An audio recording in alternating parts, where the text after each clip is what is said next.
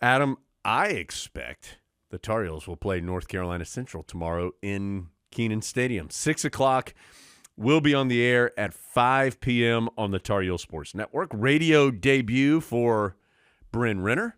So looking forward to working with Bryn. Joe Yock's done a great job these first couple of games, and so Bryn's going to do the next two. He's doing this one and the James Madison game next week.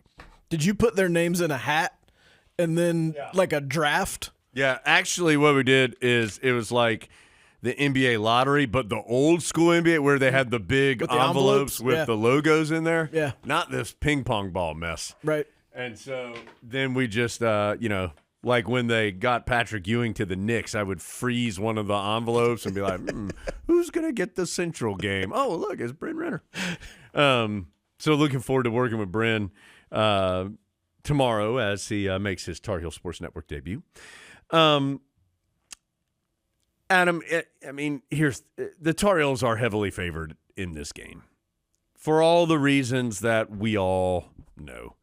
Carolina has more resources. Carolina has more scholarships to work with. Money, weight room.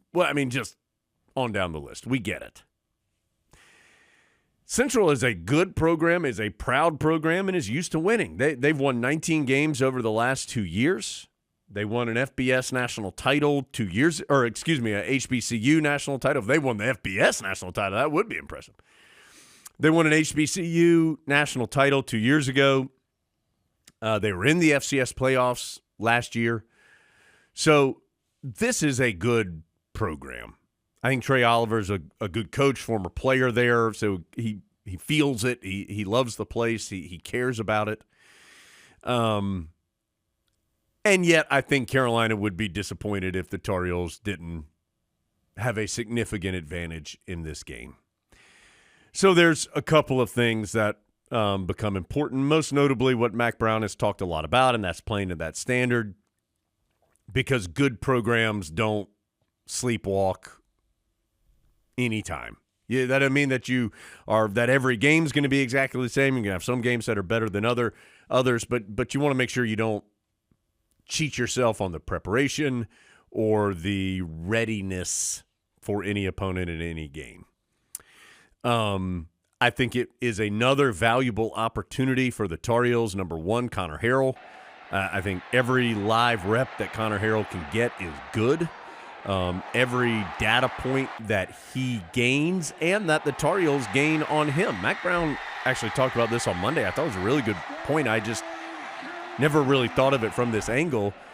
He was saying how valuable it was for Carolina to have film on Connor Harrell and say, okay, here was this play. Why'd you make this choice? And not that it was good or bad. Just tell me what you saw here. Why'd you do this? Or, hey, great, but this exactly, you did this perfectly. Or, hey, next time, this is the read we want you to look at against this cover, whatever. Just having those points of reference, I think, is valuable. And so you're gaining more of those points of reference in this game. I think Carolina has the opportunity to hopefully play a lot of guys, and I do think that's important. I think particularly defensively, they are still hoping to build some depth at corner and at linebacker. I think they feel very good about where they are on the D-line and at safety. They are looking for more guys they can trust at those other positions that I just mentioned, and hopefully this is a game that provides you some of that. Having said all of that, Central's going to come here and be excited to play. It's the first time these two teams have played. Central is not that far away. You can jump right there on Highway 55, and you're going to be there in a couple of minutes. So this is a team that will be excited to play. They'll have a fair amount of people there supporting them, and it's a big game for them, as it should be. They can run the football. Jamari Taylor, I think, is a good back. They list him at 5'11", 200. That might be aggressive. He, at least on film, to me, looks a little smaller. But he's really good at kind of patiently waiting and then finding the little sliver that maybe a bigger back couldn't find. He was really good in their game against Alabama State 2 weeks ago. They, like the Tar Heels, are trying to figure out kind of their identity post a really good quarterback. Davius Richard had been there for the last several years and had been excellent. I mean, just one of the better quarterbacks at his level, athletic, accurate, productive. Walker Harris is their new quarterback. He has had some good moments and some bad moments, as you would expect as a younger player who is stepping in for the first time as the starter, just like the Tar Heels are managing through right now. Central has struggled. They struggled last week against Elon, really for the first 2.5 to 3 quarters. They just couldn't get much offensive momentum going. And quite honestly, they just didn't play very well the first probably, again, 2.5, 3 quarters. Then they did get some momentum, got it within a 2-score game, and then had a tough call. They had an interception down 11 that was overturned with or was wiped away due to a roughing the quarterback, and then things kind of went downhill after that, and they ended up losing. So all of that is to say, Carolina is heavily favored in this game. Carolina should be heavily favored in this game. The Tar Heels have a very good chance to win this game. They still have to go out there and do it, and I think there are some valuable things to learn if you're Carolina.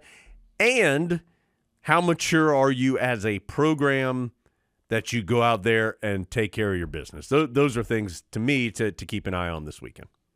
It's an opportunity to dictate the game to a team that you should dictate the game to. I mean, Carolina should be able to decide what they want to do offensively and execute in a way that is successful.